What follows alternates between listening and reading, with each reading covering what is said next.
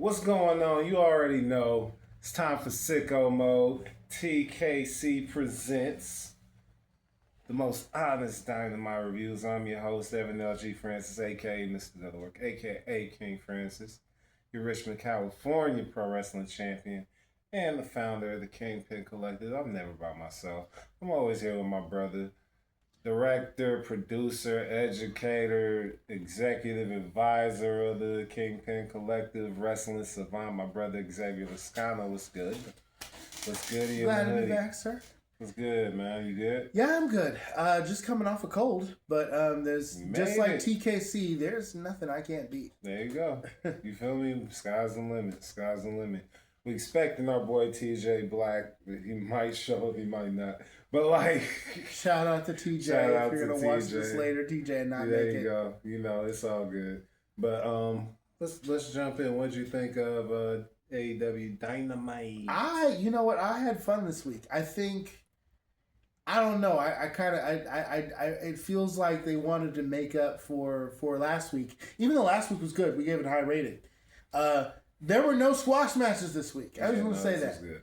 And every match was quality. Yeah. This was a quality Dynamite for sure. I thought this was really good. Was it my favorite one of the year? No, but it was still one of the better ones. I really did enjoy it. Solid stuff. Solid stuff. Let's jump in. You know what? I just got to say, rest in peace to Ted Turner. Ted Turner.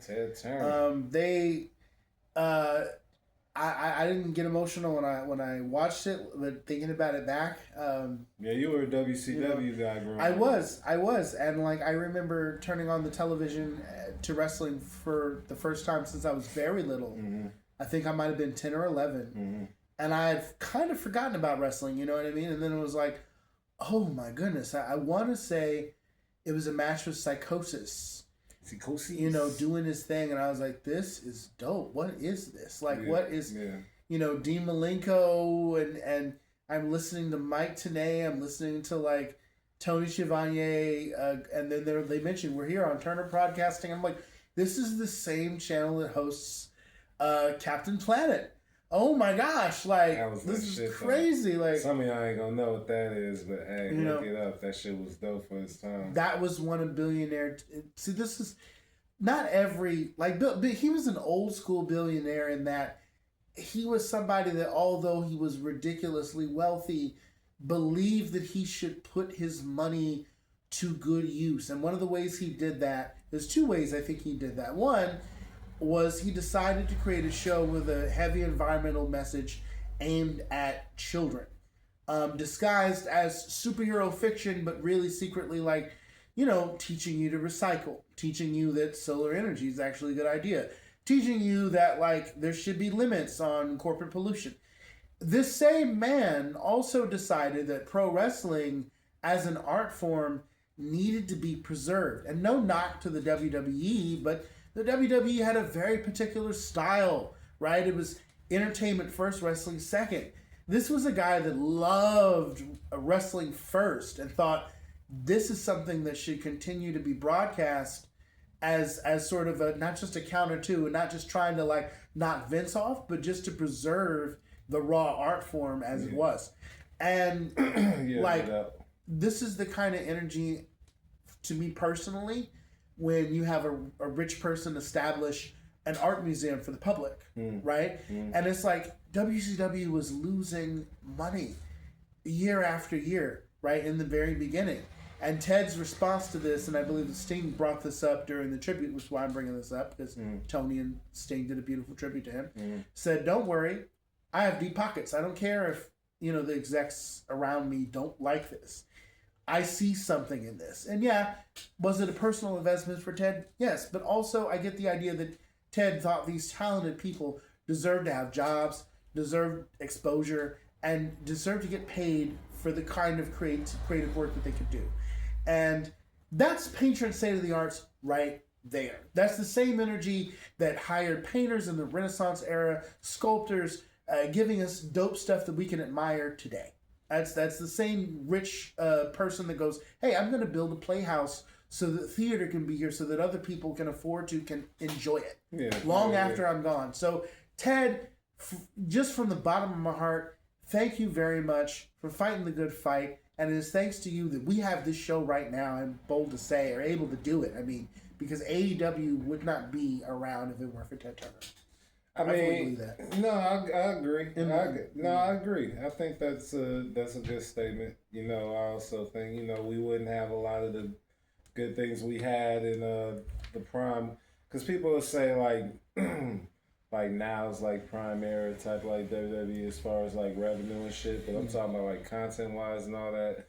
I don't think it was anything better than the Attitude Era at that point in time. And you wouldn't have the Attitude Era if WCW didn't push them to make a better product, because that before then it was just really cartoony and all that, and WCW was coming with the more grounded characters, a lot of more intricate storylines and things like that, to where it was like, oh shit, we got to get in on this, right?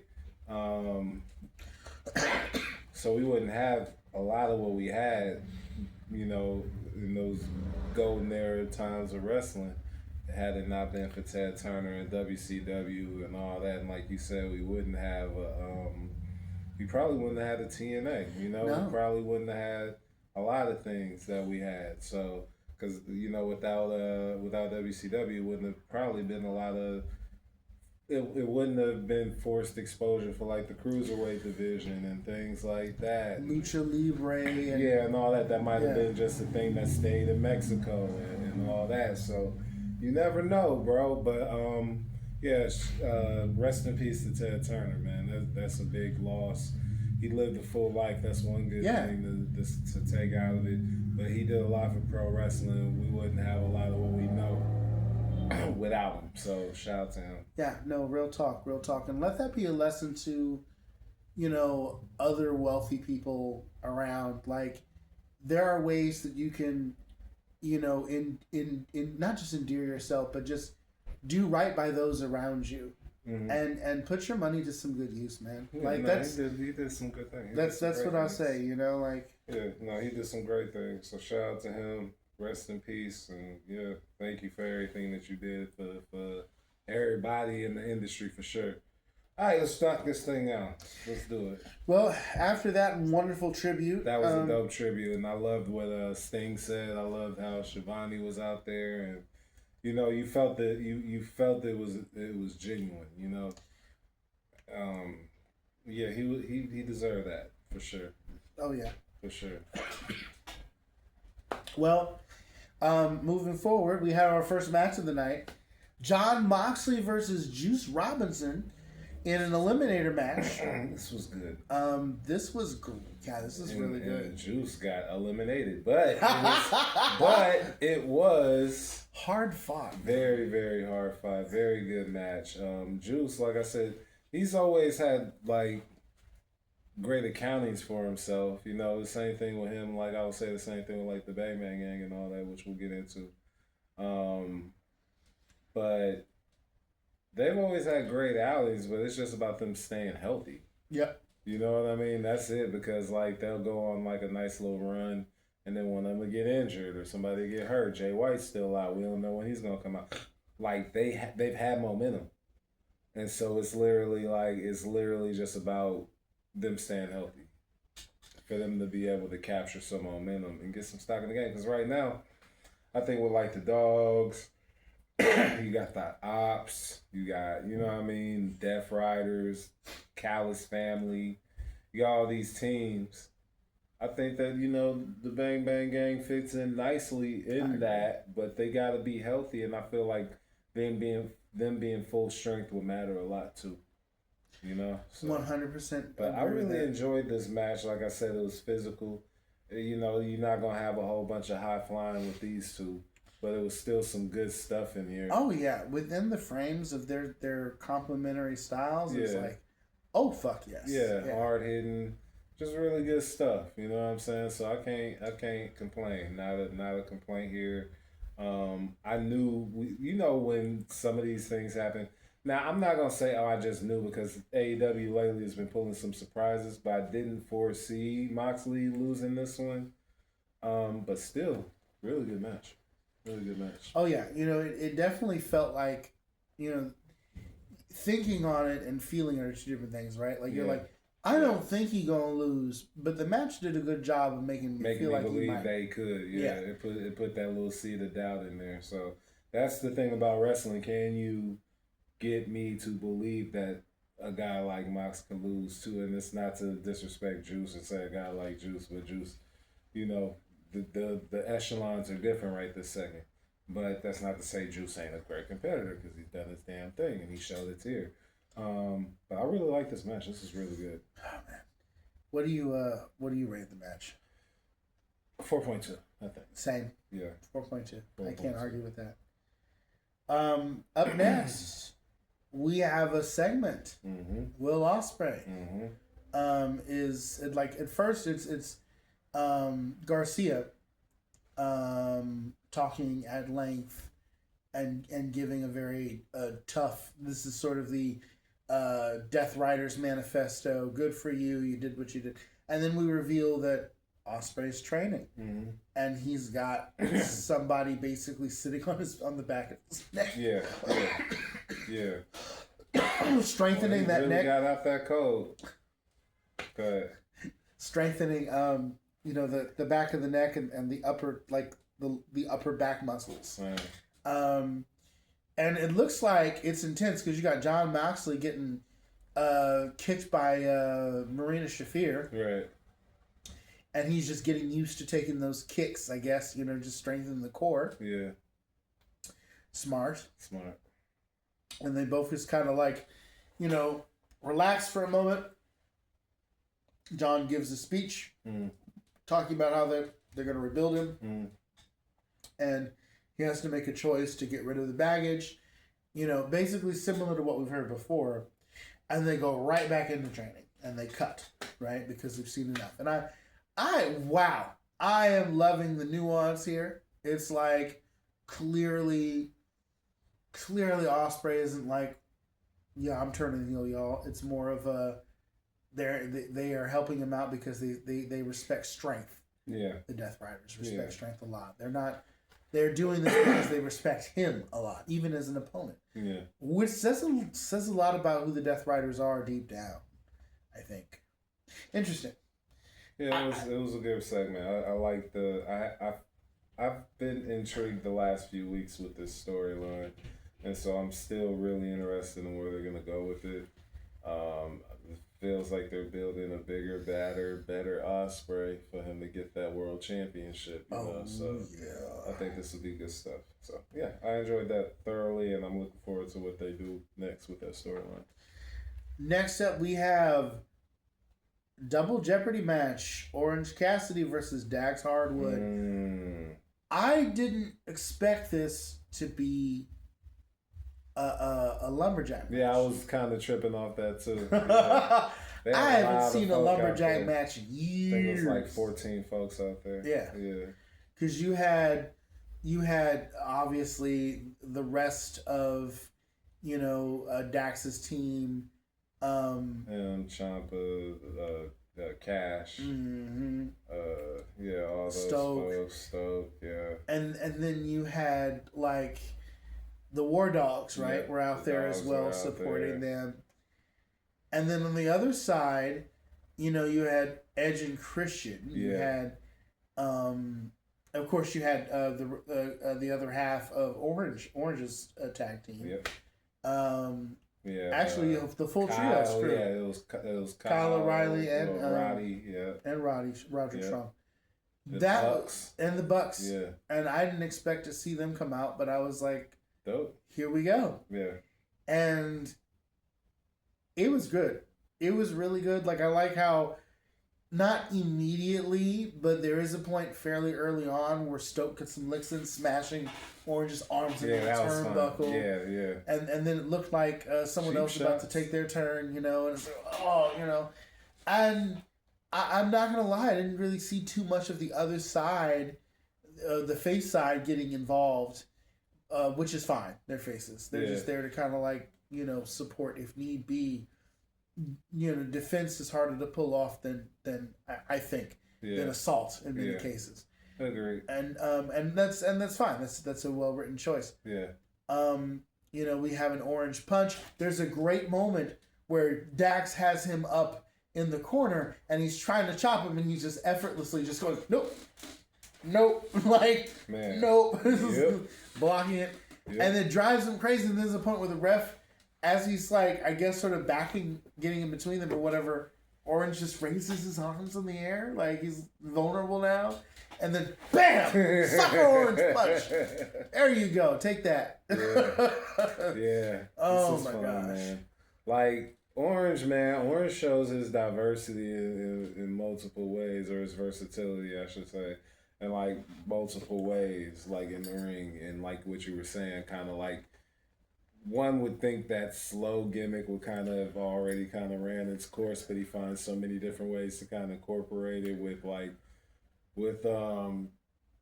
like changes in the speed and everything that he uses things or the way he implements things. Like it's dope. I like to see his evolution, and you know, Dax is physical as fuck.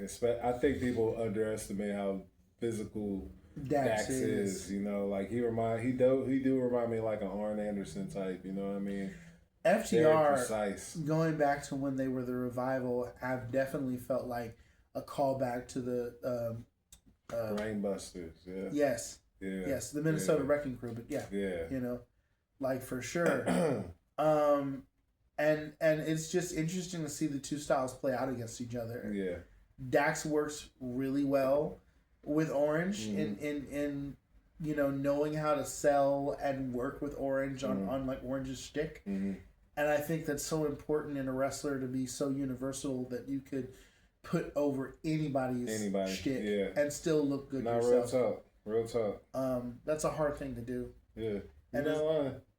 You know, and like the match ends with, I wasn't expecting it to be just a straight up pinfall, but there we go.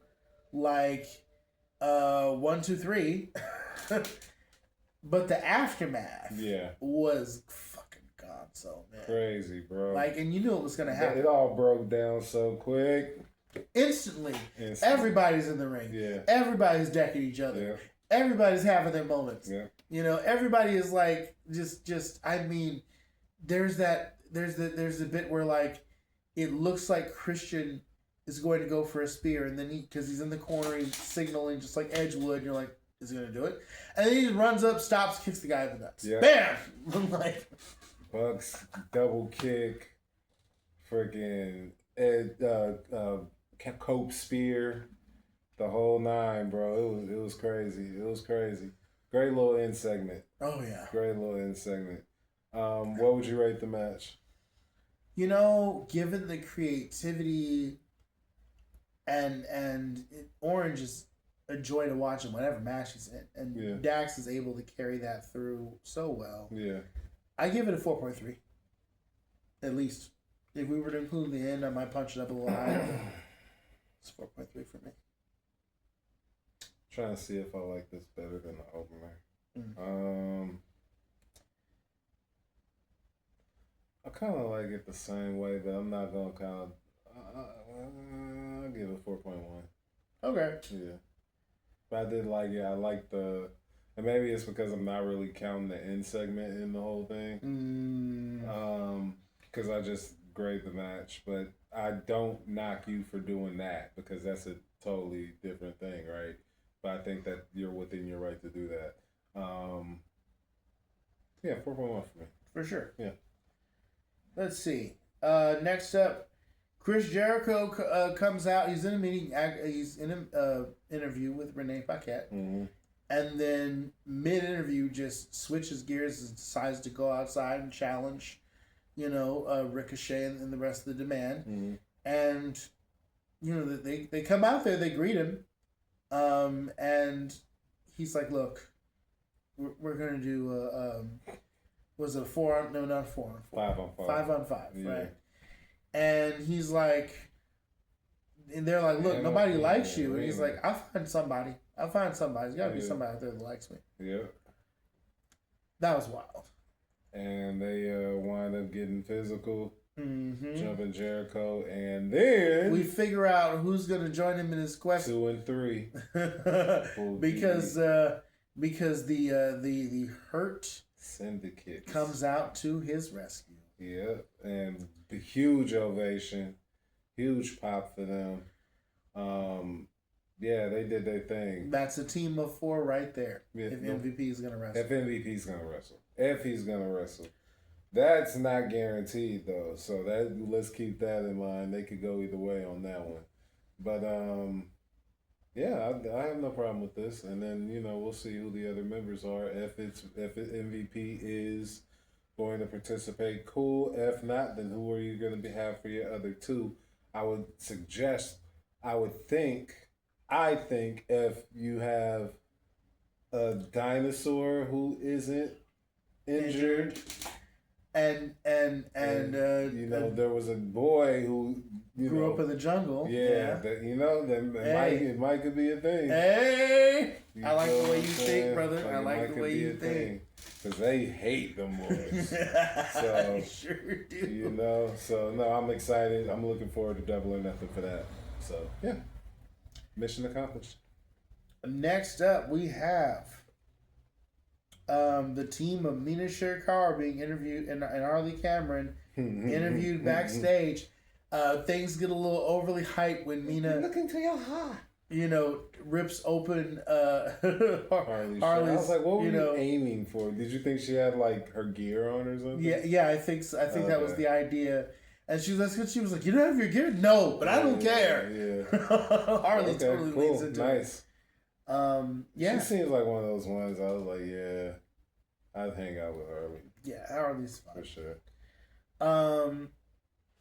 So let's see.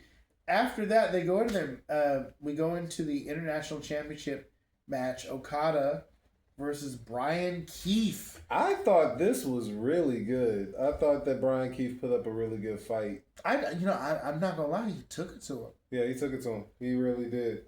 I gotta give it to him there. No, and the thing about it is what?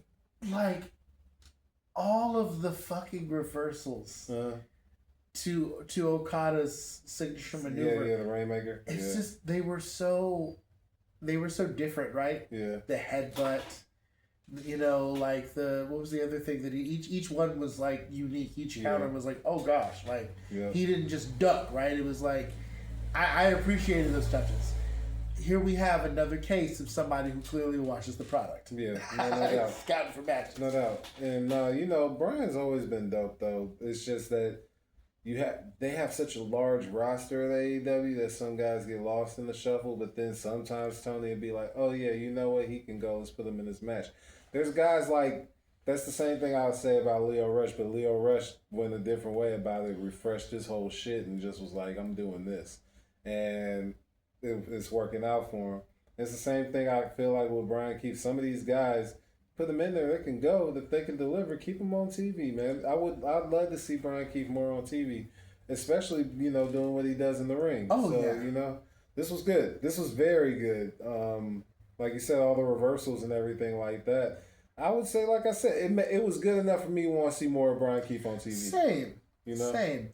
I didn't think that Okada was in jeopardy, but I thought that this was a really good match. Yeah, for real. Like, that's breaking out of the Rainmaker. It's just something you don't see. You don't see all the time. Yeah, absolutely. So that's like, show me more. Obviously, you wouldn't put him through that unless you wouldn't allow him to do all of that unless the plan was, to make him a little bit more prominent down the line. Agreed. No, that's why I say I think that it was very good. And like I said, it showcased both guys. And when it's a match like that you don't necessarily expect somebody to lose in, it's good for it to still be a showcase for both guys, right? Yep. For both guys to be a believable competition. I thought this was great. So get more Brian Keefe on TV, man. Please. But good stuff. Good stuff. Hell yeah. What you rate it? You know what? Just because of the creative, the creative reversals on the Rainmaker, it's that alone is given 4.3 for me. I agree with you on this one. I really thought this was dope, especially Okada matches have a tendency to really like ramp up towards the end, like with the reversals and stuff like that. And it always gets creative. So yeah, dope stuff. Yeah, love it. Dope stuff. Next up.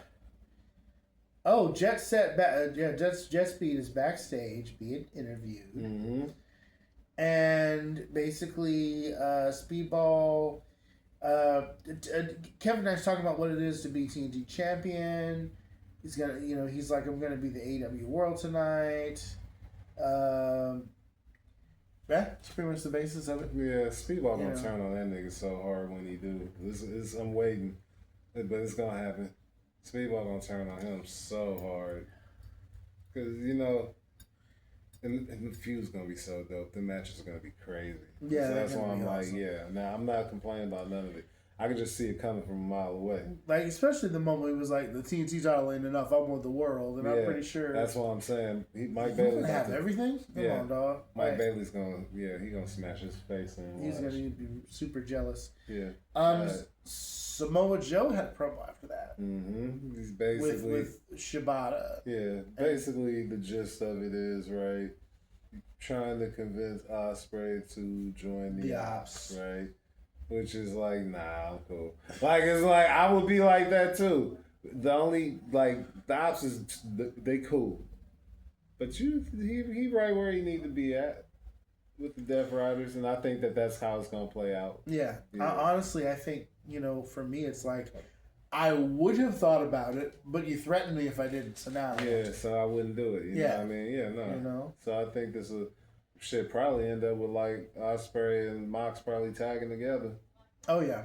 That's where I see this going. Yeah. It's amazing how things flip, right? Like straight up. Next we get here.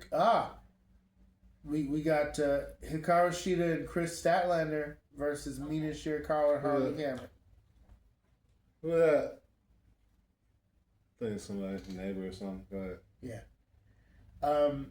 An average tag team match and win. All right, I'll tell you what. I thought this match was good. Which one? The Mina Shirakawa and Harley Cameron match versus Statlander. Yeah. No, this match was solid. Like it, Statlander didn't quite like raise my eyebrows this time around. Which dog are you? It's Marley. God, okay. You have a name. Hey, so Marley. That means you've had your shots. What's up, boy? Hey, Marley. Don't do something. That's the only thing about leaving the door open. Oh well. All right, Marley. Don't play. Go do something, dog. Go. As you were saying.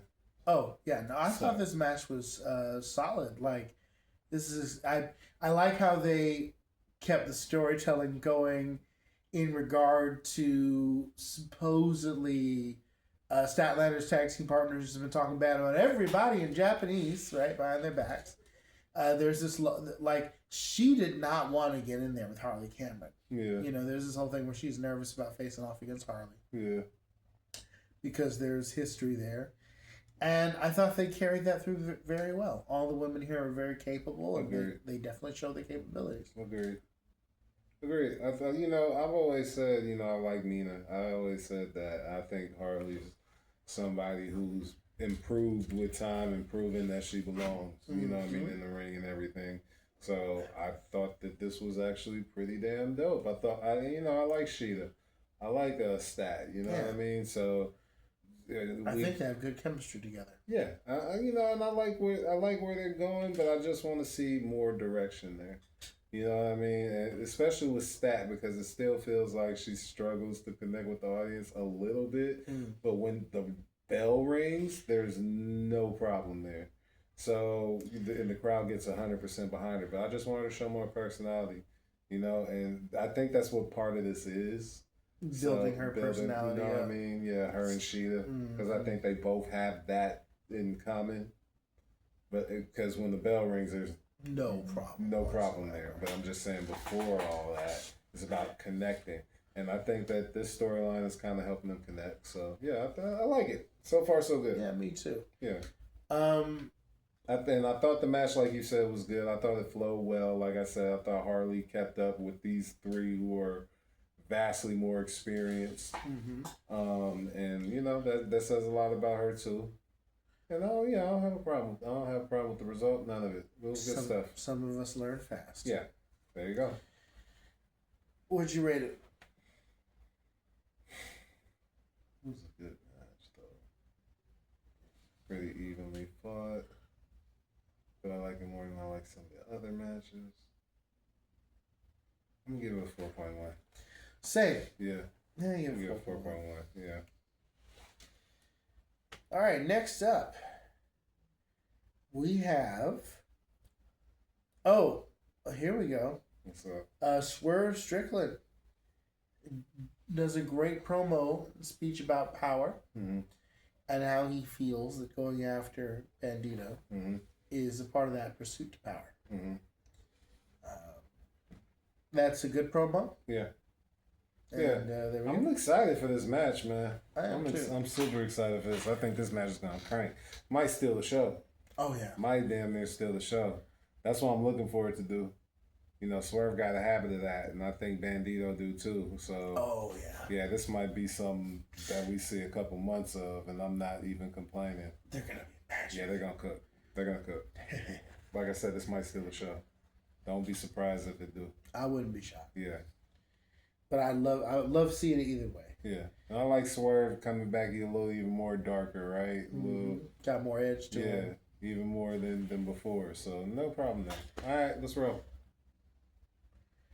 Let's see. Next up, Brody King and Bandito have a bit where they talk about what Swerve had to say, and Bandito's like he's ready.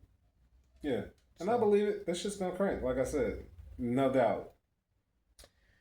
Then finally, we have our main event of the night. Okay. AEW World Championship match: Darby Allin versus Kevin Knight. Yo, this shit was crazy. You know how like Darby Allin does this thing where he's like, I'm gonna attempt suicide in the ring, and like, or out the ring at least once. Yeah. At least once. Yeah. Kevin Knight said, "I'm gonna one up you." I'm gonna one up you. Like, boy, they were trying to kill each other. Boy, it was crazy. Kevin Knight jumping out of the ring, like off the ropes onto the table, clotheslining the shit out of that. That shit was crazy. The coast to coast drop kick, crazy. Just a lot of the shit Darby was doing, bro. Darby is like a fucking crash test dummy, bro. Like, he just flings everywhere. He's cute. He's jackass and wrestling for him, bro. Like, this shit is crazy. Like, yo, crazy match. And this also, this did a couple things for me. Number one, this just show how far they could go without it being a no DQ match. Crazy shit. This shit was hardcore. This shit was hard as fuck, bro. That was one. Two, this showed me that they are going to put the world title on Kevin Knight at some point. oh yeah. This, like, he's gonna be a world champion. Give it a year or two, I think he will be. And three, this showed me that, yo, Darby's putting together a really good reign right now, even though I think it's gonna be short. Mm-hmm. He's putting together a really good reign. He's faced some top competitors. Yeah. Like, every week. And put on some banger matches. Every week. Every week. You don't even have to. I think Tony said he's the first champion to compete 3 weeks in a row in title matches in AEW. Which is going to explain. That's insane. Him dropping the belt sooner than he's going to burn out. Because he's doing this high level of. So then they can, in kayfabe wise, they can be like, well, he's been wrestling every night. Yeah, I think he's got Pac Saturday, Okada Wednesday, like, and then MJF is still chasing him. So yeah, he's gonna burn. He's gonna burn out. But this was crazy. This was a great match. Kevin Knight's the future, though. Like Agreed. I said, that coast to coast was crazy. That jumping clothesline. Just everything. That last 5 minutes was nutty.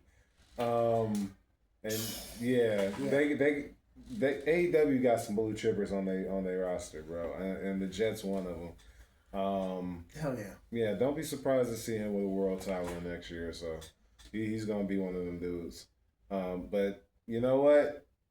Overall, I'll take it. I'll take it from here.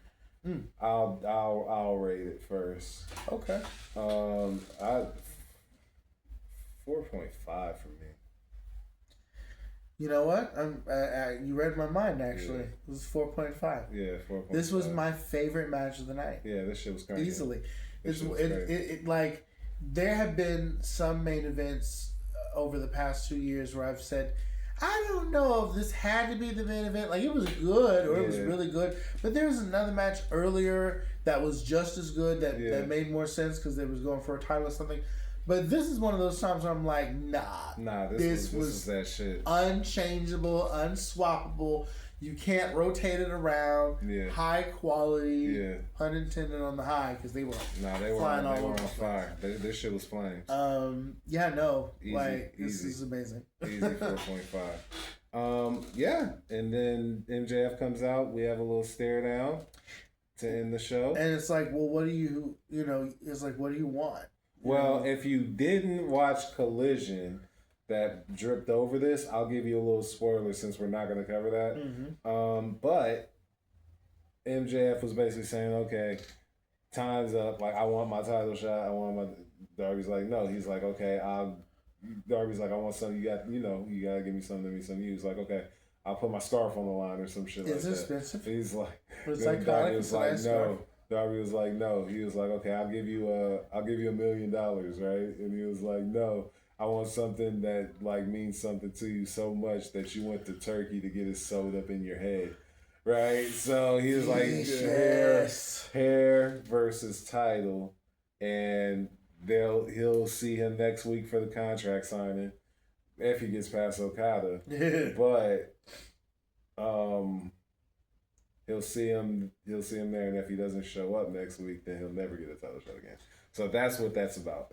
But overall, I thought this was a solid 4.3 for me as a show. Oh yeah, same here. Yeah, a lot of good action, solid. Wasn't like you said, wasn't a lot of squash matches, wasn't a lot of that, dude. This was a solid show. There were no squash matches. Yeah, this was just quality shit.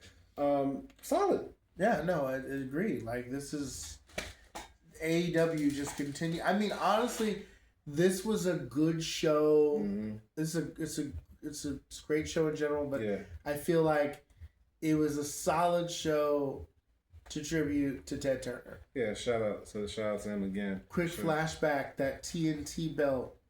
I hadn't noticed it until they mentioned it, but the side plating, they said this during the tribute to Ted, is actually formed to look like the studio lots where they were filming early WCW on. Oh, that's dope. That's dope. If Ted's in heaven, he's looking down smiling. You know, funny. You know what I mean? No, seriously, I know I would be. I'd be like, yeah, thanks for the nod, guys. Got you. No, for real. Shout out to Ted, man. Shout out to Ted. But yeah, solid show. Go ahead and plug yourself. Tell me where they can find you at, dog. Joaquin _ Xavier. Oh, sorry, Xavier Lascano on X. That's where that's the pro wrestling. That's all you got. There you go. All good. TKC Wrestling on Instagram, the Kingpin Collective on YouTube, Evan LG Francis Facebook.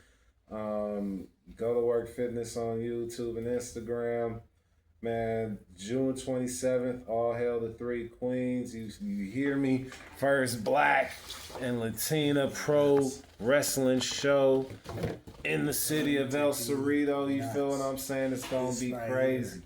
TKC and Nubian Nation present to you. You hear me? Like I said, all Black, all Latina women's pro wrestling, June 27th.